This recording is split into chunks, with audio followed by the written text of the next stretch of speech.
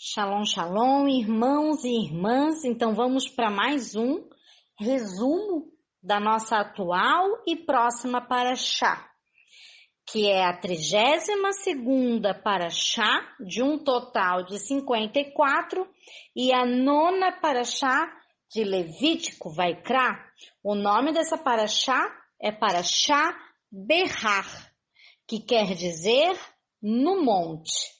Lemos na Torá, Levítico, capítulo 25, até o capítulo 26, verso 2. Na Haftará, lemos Jeremias, capítulo 32, do verso 6 ao 27. E na Brit Hadashá, lemos Lucas, capítulo 7, até o capítulo 8 completo. E também Lucas, capítulo 4, do verso 16 ao verso 21. Então, a Torá inicia com: no Monte Sinai, disse o Senhor a Moisés, a Moshe. Então, nesta porção, nessa paraxá, veremos o ano shabático, que é o ano de Shemitah. Também veremos o jubileu, que é o Yovel, e a redenção da terra. Então, em Levítico, capítulo 25, do verso 2 ao verso 7, Adonai ensina seu povo Israel a guardar o ano de Shemitah, que é o Shabat anual. Nós guardamos, o Shabat semanal, toda semana, no 7º dia, nós guardamos o 7º dia, que é o Shabat, porém, de 7 anos, em 7 anos, guardariam também o ano de Shemitah, que é um Shabat anual. Cuidado, porque muitos confundem o Shabat semanal com o Shabat anual. Então, o Shemitah é um Shabat anual, que dura o 7º ano todo. Então, para que foi dado o ano de Shemitah? Para o descanso da terra. No Shabat semanal, descansamos nós, nossa família. E no ano de Shemitah, descanso da terra. Então, 6 anos trabalhariam e no 7º ano descansaria também. Haveria descanso também na terra. Então, não plantariam, não lançariam a semente, não cuidariam da terra, dos campos, não regariam, não podariam e não colheriam, pois no 6º ano encerraria por 1 ano o trabalho do homem, no 7º, aludindo também a 6 milênios do homem e o 7º milênio com Yeshua, o Filho de Deus. Então, isso alude também profeticamente. Percebam que o povo de Israel não estava ainda em Canaã, em Israel. Eles estavam no deserto, porém Adonai já os ensinava como deveriam agir na terra de Canaã quando tomassem posse da terra. Ou seja, que quando os israelitas a conquistarem, devem dar à terra de Israel um sábado anual para que a terra possa revigorar-se e produzir novamente de 7 em 7 anos. Sabemos que o último ano de Shemitah foi 2015 e o próximo será em 2022. Então, o ano de Shemitah começa em Rosh Hashanah e termina antes do Rosh Hashanah do ano seguinte. Ano de descanso do trabalho agropecuário, pois os frutos do ano de Shemitah são sagrados e não pertencem ao agricultor, pertencem a Deus, que deixou que peregrinos estrangeiros, necessitados, pobres e animais pudessem comer esses frutos no ano de Shemitah, ou seja, os frutos eram então compartilhados. O Senhor faz 3 promessas a Israel se eles cumprissem o ano de Shemitah. Primeiro, que a colheita do 6º ano duraria para o 6º, 7º e 8º ano, ou seja, seria a porção triplicada. Segundo, que com pouco já se fartariam e assim duraria a produção agrícola. Terceiro, que se guardassem o Shemitah e Yovel, que veremos mais à frente, estariam seguros em Israel. Se não, seriam exilados por seus inimigos, e assim a terra descansaria, pois os inimigos não prosperariam na agricultura na terra de Israel. Então existem campos em Israel até hoje, atualmente, que guardam o Shemitah, até na atualidade. E isso é testemunho que eles dão de Deus para todas as nações da terra. Em 2 Crônicas, capítulo 36, do verso 21, fala que por Israel não ter obedecido um ano de descanso, o povo foi levado cativo pelos babilônicos. Como falou o profeta Jeremias, a terra requereu os seus sábados, o repouso, todos os dias da desolação, que foram 70 anos. Observando o Shemitah, em Israel, estão reconhecendo que a terra é de Adonai. E os agricultores podem se dedicar também ao estudo da Torá, das instruções do Eterno. Em Levítico, capítulo 25, do verso 8, vemos ali o Eterno ensinando o Shabat do Shabatot, que é o sábado dos sábados, o ano do Yovel, o jubileu, guardado a cada 49 anos. Então, de 49 em 49 anos. O 50º ano era jubileu Yovel. A palavra jubileu em hebraico é Yovel, que significa toque da liberdade, uma lei, um princípio, e não uma festa em si. Vem do radical yuv, trombeta, corneta de chifre de carneiro ou chofar. E realmente, no caso do Yovel, se toca o chofar. Então, a palavra Yovel vem também do verbo yaval, que significa trazer, conduzir, guiar as fontes de água ao ribeiro. Então, o chofar, no contexto bíblico judaico, era tocado em certas ocasiões, como anunciar um novo rei, ou anunciar a chegada da lua nova, ou anunciar a chegada do ano novo, para convocar também o povo a partir, a mover, a marchar, para também dar ordens na batalha, declarando vitória sobre o inimigo, para convocar na celebração das festas bíblicas do Eterno e para anunciar também o jubileu, além de ser utilizado, tocado o chofar, quando havia também necessidade de uma intervenção divina. No Yovel, havia parada de qualquer trabalho agrícola, como em Shemitah, que acabamos de ver. Então, todo escravo hebreu era liberto e devolviam todos os campos, terrenos e casas aos seus proprietários originais. Todo jubileu iniciava com o toque do Yom Kippur, o dia do perdão. Veja ali no verso 9. No verso 10 diz: e vocês santificarão um ano 50º e anunciarão liberdade, dror, né? Dror quer dizer liberdade, na terra, a todos os seus habitantes. O jubileu no Yovel será para vocês, e vocês retornarão, Lashuv, retornarão ao homem a sua possessão, retornem o homem à sua família. Note que o verbo voltar, retornar, está primeiro no futuro, retornarão, Lashuv. Isso, quando ele é falado primeiro, está no futuro, retornarão. Mas quando ele é falado novamente, a segunda vez, o verbo está no imperativo do presente, retornem. Então, o primeiro fala profeticamente de algo que acontecerá no futuro, quando retornarão. E o segundo fala como uma ordem para o presente, atualidade, retornem.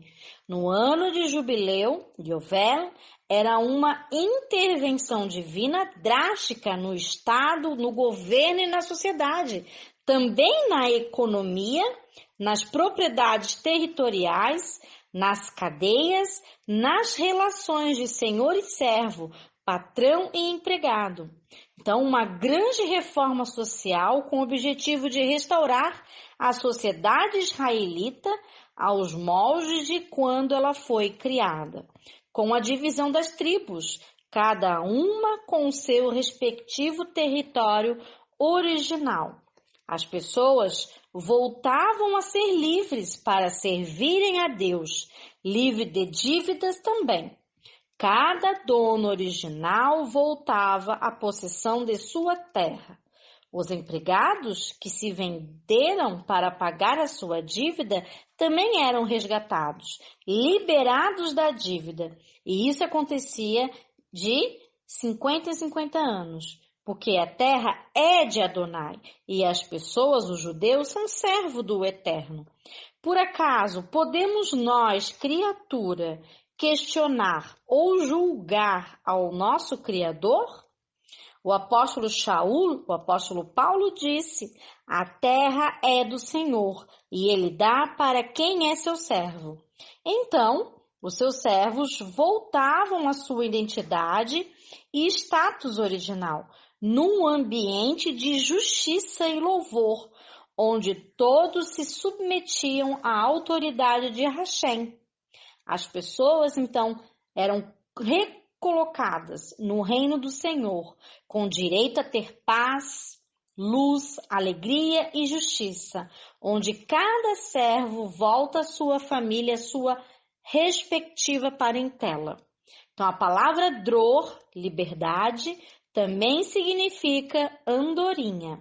Não à toa, pois dror é a remoção de restrições, que impede a livre escolha da pessoa e da sua ação independente por intermédio de uma força externa, libertando do elemento que o prendia, aludindo à libertação de nossa inclinação pecaminosa, a natureza humana pós-queda.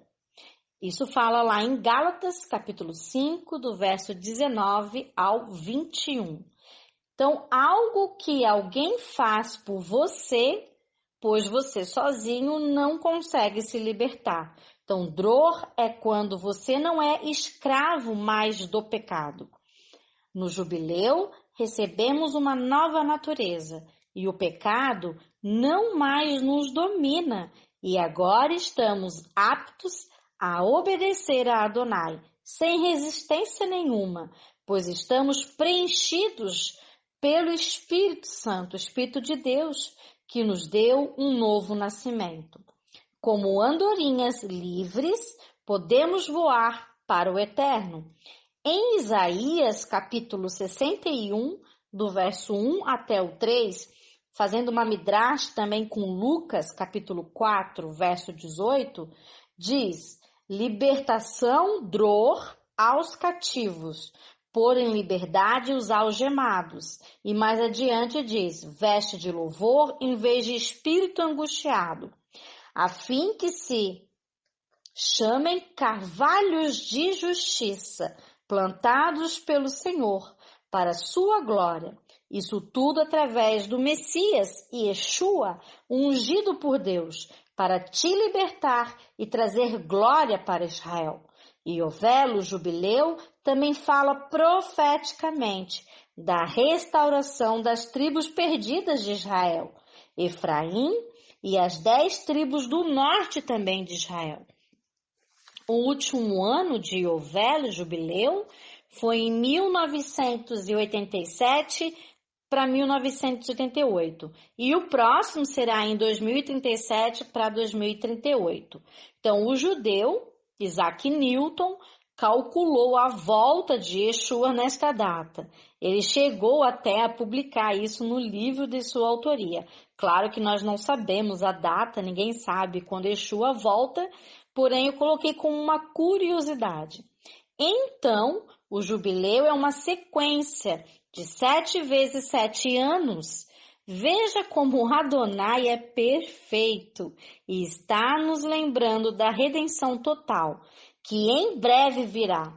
Primeiro temos o Shabat, para nos lembrar que estamos em um tempo que iniciou com a criação do universo e tudo o que nele há, e segue até o final, o milênio, o reino de Deus, que virá e será implantado brevemente na terra. O jubileu garantia por lei o direito de resgate das terras e servos alienados. O princípio servia para também controlar o desejo humano de acumular bens materiais, o que impedia que houvesse extremos de riqueza e extremos de pobreza. À medida que se aproximava do jubileu, os valores dos bens caíam e os pobres poderiam adquiri-los por baixo custo. Assim, Adonai equilibrava a economia e limitava a cobrança de dívidas. As terras eram vendidas e o valor era estipulado de acordo com os anos de colheitas, até o próximo jubileu. Sendo assim, no primeiro ano depois do jubileu, elas valiam mais, pois ainda teriam 49 anos de colheita, ao passo que chegava próximo do próximo jubileu, menor seria o seu valor, devido a ter menos anos de colheita. Todos os que compravam ou vendiam terras em Israel sabiam que a transação não era definitiva e permanente, pois somos estrangeiros e colonizadores nela, e não deveriam se considerar proprietários. O proprietário é Deus, e Ele quer que permaneça a divisão que fez originalmente entre as tribos, lá para Josué e Joshua. Então, no verso 25, fala do shofar, que anunciava o resgatador, aludindo também profeticamente ao toque do shofar, que antecede a vinda do Mashiach e anunciará também seu retorno, o retorno de Yeshua. A cada ano do Yovel, em Yom Kippur, o Sanhedrin, que falaremos mais adiante sobre também o Sanhedrin. Então, a cada ano do Yovel, em Yom Kippur, o Sanhedrin, que era o tribunal superior, tocava o shofar. Após os judeus em Israel, tocavam o shofar. Então, o Sanhedrin tocava o shofar e depois também os judeus em Israel tocavam o shofar para anunciarem: chegou a hora de libertar todos os escravos judeus. Todos os que possuem escravos judeus devem ser libertados e enviados às suas casas, pois Adonai não os tirou da escravidão do Egito para serem escravos em sua própria terra. O toque do shofar, então, era um lembrete e ordem para ouvir e obedecer ao mandamento do Eterno. Este período de 10 dias que antecede Yom Kippur servia para transição e adaptação do escravo se readaptar à liberdade. Lembrando que mesmo ele, antes sendo escravo, para pagar a sua dívida, o escravo então recebia também salário, né? Mesmo quando ele estava lá pagando a dívida, ele estava recebendo salário. E não era maltratado também. Então, se o escravo pretendesse ficar na casa de seu patrão, ele passava por um processo e tinha que furar a orelha para mostrar que servia a seu patrão, porque ele quis. E continuava assim, então, trabalhando e recebendo salário. Isso acontecia por ser bem tratado e receber bom salário. E assim gostava de trabalhar ali naquele lugar. Então, o toque do shofar era celebrado com festa. Um irmão podia também resgatar o seu irmão, antes deste até mesmo empobrecer. Assim também que o shofar anunciava o resgatador dos escravos, dos pobres e necessitados, profeticamente fala do Goel resgatador, do restaurador, do redentor, que é Yeshua HaMashiach. Ele é o veículo para a restauração da herança perdida, tanto para Israel como aos seus enxertados. Quando o irmão resgatava o seu irmão necessitado, o irmão resgatador o sustentava e não podia tomar dele juros, nem ganho, nem lucro sobre o seu irmão. Nem podia fazer o irmão de escravo. O Eterno valoriza o amor e misericórdia entre o seu povo, e o pobre deve ser sustentado pelo irmão que tem mais condição, até que o irmão possa se reerguer. Então, apenas casas que estavam em cidades muradas só poderiam ser resgatadas após 1 ano de sua venda. Se não fossem resgatadas, neste período não retornariam mais aos seus donos originais, exceto se o dono original fosse da tribo de Levi, se fosse um levita. Então, essa paraxá também fala que não pode trapacear ou agir de forma desonesta nem cruel. Quem obedecesse às instruções de Adonai seria verdadeiramente servo de Hashem, e ele seria guardado e sustentado pelo próprio Eterno.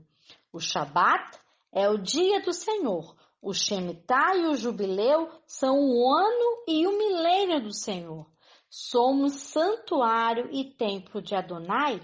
Então, vimos que 7 Shemitot, 7 anos de Shemitah, vai dar então no Jubileu, onde todos profeticamente retornam à sua possessão, fazendo alusão profética à era do Mashiach, onde Israel voltará à sua herança. Em Jeremias, capítulo 17, do verso 7 até o verso 8, a palavra ribeiro ali no original é Yuval. Yuval. Ele será como uma árvore plantada junto às águas e que estende as suas raízes para o ribeiro, o Yuval. Ela não temerá quando chegar o calor. E o vale, então, é igual a ribeiro, é igual a corrente de água, igual a curso de água, igual ao guia para a liberdade. É o Mashiach. Note que nessa passagem, a árvore está plantada às margens do ribeiro e o vale, e as suas raízes entram de forma subterrânea na terra e chega até por baixo, de forma subterrânea, nas águas do rio. Yeshua é o ribeiro, e é nele que estão as suas raízes, irmão e irmã. Ou melhor, você pertence ou por ramo natural ou por enxerto à oliveira, cujas raízes judaicas, os patriarcas, estão no rio, que é Yeshua. Quando chegar a seca, o verão ou o fim, não se preocupe, pois através de Yeshua, Adonai te dá a vida.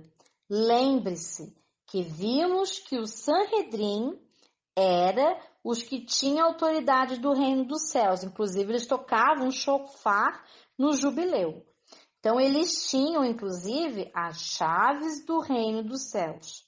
Porém, o Sanhedrin, na época de Yeshua, eles estavam fechando o reino dos céus.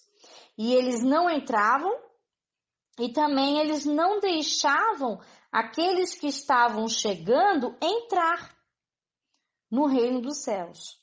Pois o Sinédrio da época lá de Yeshua fez um muro que não permitia que o gentio, ou seja, o não-judeu, entrasse nem no pátio dos gentios lá do templo para adorar ao Eterno. Então, eles fizeram esse muro contra a vontade de Deus, pois o Senhor permitiu que houvesse no templo o pátio dos gentios para que os povos e as nações da terra pudessem até Jerusalém e Jerusalém pudessem adentrar no pátio dos gentios e ali pudessem adorá-lo no templo de Israel. Porém, Sanhedrin murou e fechou. E tinha inclusive uma placa que dizia que aquele que passasse o muro, que fosse um não-judeu, passasse o muro, seria responsável pela própria morte sua que se seguiria. Tu vê um dogma de homem, não de Deus. Então ali está falando dos principais líderes do templo, que é o Sanhedrin, que eram fariseus, saduceus e escribas. Porém, havia uma classe desses, na sua maioria, não todos, mas na sua maioria, que eram da classe chamada de hipócritas. Isso é uma classe, tá? Chamada de hipócritas. Que eram uma parte deles, dos fariseus, uma parte, não todos, uma parte que era uma classe que não obedecia a Deus. Eles apenas obedeciam a si mesmo e a seus próprios dogmas de homens. Então, eles ensinavam corretamente, porém eles não praticavam. E ainda faziam dogmas contra a vontade do Eterno. E nós vemos lá em Mateus, capítulo 21, o verso 43 especificamente, e o verso 45, você vai ver Yeshua dizendo que foi tirado as chaves do reino de Deus deles, daquele sinédrio, daquele Sanhedrin, porque eles não estavam nem entrando no reino dos céus e nem deixando que os que chegam pudessem adentrar no reino dos céus. E aí Yeshua tira as chaves desse Sanhedrin na época dele e ele deu, né? E foi dado então essas chaves a outros que são os apóstolos, que são os judeus, né? Os apóstolos judeus, os apóstolos de Israel, né? Pedro é judeu, Paulo é judeu, né? Se eu não me engano, só Lucas, né? Que talvez não seja judeu, mas todos os outros apóstolos eram judeus. E foi dado, então, a chave para os apóstolos, tirado do sinédrio pelo próprio Yeshua e dado aos apóstolos pelo próprio Yeshua, judeus. Então, você vê, permaneceu no mesmo povo, porém, foi dado àqueles que tinham agora a missão de apregoar o reino de Deus, de adentrar o reino de Deus e deixar que outros também adentrem o reino de Deus.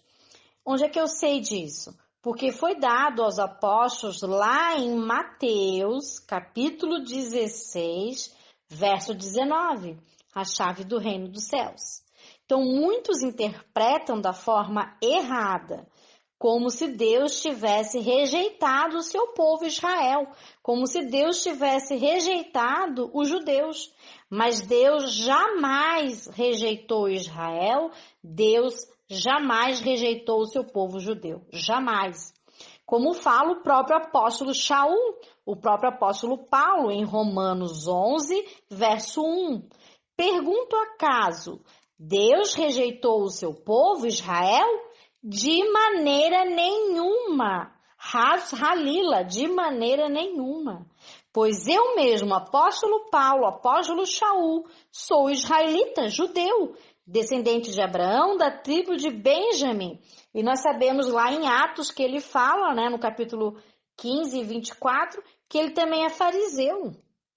Então você vê, né, que Deus não rejeitou. Porque até o próprio apóstolo Paulo é judeu. Até o próprio apóstolo Pedro é judeu. Tiago, judeu. Marcos, Mateus, judeus. Então você vê, Deus nunca rejeitou o seu povo. Quem falar que sim, está falando contra as ordens apostolares aqui de Paulo. Está falando contra a palavra do Eterno. Se na palavra, na Bíblia, o apóstolo fala que não, e outras passagens também, nós não podemos falar que sim. Mas nós sabemos que muitos erroneamente ensinam que sim. Mas você vê em Romanos 11, verso 1, não, de maneira nenhuma.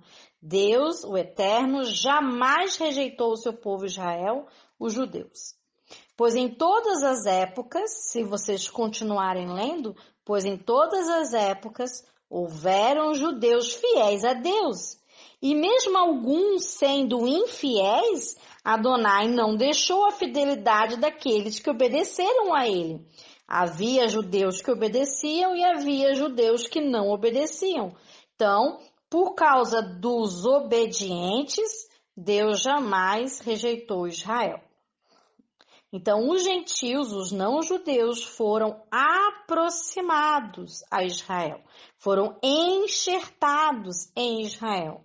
Então, Israel é judeu, mas foram enxertados nos judeus, os não-judeus, discípulos de Yeshua. Porém, a oliveira é Israel, é os judeus. Eles são os ramos naturais. Nenhum povo ou nação substituiu Israel em nenhum momento, como alguns teimam em ensinar errado. Então, não podemos fazer como esta classe de hipócritas, que não viveram conforme o ensino e instrução do Eterno, que são alguns do Sanhedrin. Não podemos fazer como eles. Nós sabemos que a maioria dos judeus obedeciam a Deus e criam que Yeshua, Jesus, é o Messias. São essas multidões de judeus que iam, ouvir Yeshua nos montes, nas praças, por onde ele ia. Inclusive os apóstolos, todos judeus. Então, na Haftará dessa paraxá de Jeremias, capítulo 32, do verso 6 ao verso 27, nesta porção, vemos o direito de resgate do ano de jubileu sendo praticado. Então, o parente mais próximo teria o direito de resgate. Através de Yeshua, pela fé, por sua fidelidade, fomos também resgatados do sistema das trevas e de toda a condenação que está por vir, naquele grande dia, o dia do juízo. E isso nos coloca no reino messiânico futuro, sendo nós agora embaixadores desse reino, desde que a gente obedeça ao Eterno. Então, o reino já nos foi arrendado pela fé. Nossa fidelidade. Lembra, a fé vem da palavra fidelidade. Crer e obedecer. A fé tem que ter obras e as obras têm que ter fé. Fé sem obras é morta e obras sem fé é mortas. Então, eu obedeço e pratico as instruções de Deus, as suas leis, na minha vida. Você também deve fazê-lo. Então, devemos, como ramos da videira, darmos frutos também a Adonai. Senão, ele vem e corta, como fala lá em João, capítulo 15, verso 5. Então, frutos de justiça, obras de justiça, arrependimento também e de amor para com o próximo. Principalmente nosso amor também a Israel, os nossos irmãos mais velhos na fé, o nosso primeiro amor, Israel, os judeus. Assim como o Pai ama Israel, o seu povo, e aos seus enxertados, em Jeremias, de início, as palavras são até duras, mas se você ler até o final desse capítulo, verás que Deus os pune e nos pune, para que tanto eles como nós possamos nos arrepender dos nossos maus caminhos, dos nossos erros, e podemos também, assim como eles, voltar a Deus novamente. E o Eterno os recebe e nos recebe. O Eterno os perdoa e nos perdoa. Os abençoa e nos abençoa. Como todo pai que ama e educa os seus filhos. Na Brit Hadashah, de Lucas, capítulo 4, do verso 16 ao 21, e também de Lucas, capítulo 7, do verso 1 ao 8, lemos aqui que Yeshua estava cumprindo e não anulando a Torá do Pai. Yeshua estava cumprindo as leis, as instruções do Pai. Libertar os oprimidos e cativos, libertar os escravos, apregoando um ano aceitável do Senhor, o jubileu, pois o pecado, o erro, nos aprisiona, escravizando o nosso corpo, nossa alma e nosso espírito. Primeiro, a pessoa nasce de novo. no espírito. E isso vem depois do arrependimento genuíno e verdadeiro. E através de Yeshua, a pessoa se torna morada do Espírito de Deus. Esse é o processo de tornar-se livre e ser liberto por Yeshua, pelo Dror. E assim podemos viver o reino de Deus, hoje, no nosso coração e na nossa vida. Por isso que Yeshua fala que o reino de Deus está às suas mãos. Então, nosso lar e onde estamos plantados, podemos, então, ali viver o reino de Deus, pois caminhamos para o ano do jubileu. Junto ao ribeiro, junto ao Yoval, que é Yeshua, a restauração do reino de Deus. Que vocês possam, irmãos, estar estudando essa porção, lendo, cada verso dessa porção, que vocês possam estar meditando nessa palavra, refletindo, aprendendo, as instruções do Eterno e praticando-a, porque com certeza vai ser bênção na vida de vocês, vai trazer vida e vida em abundância. E que vocês também possam estar vendo todos os vídeos da Parashá Berrar, da Sinagoga Har Sion, no YouTube, canal Ministério Ensinando de Sião, Aí também vai estar todos os links para que vocês possam estar vendo os vídeos na descrição. Shalom, shalom e bons estudos a todos!